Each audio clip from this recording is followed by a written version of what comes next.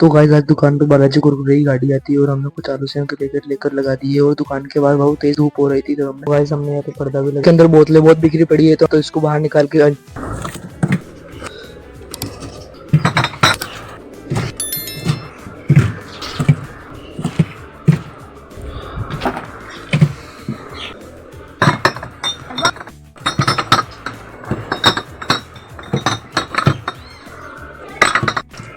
तो गाइस बोतलें सारी हमने जमा दी है।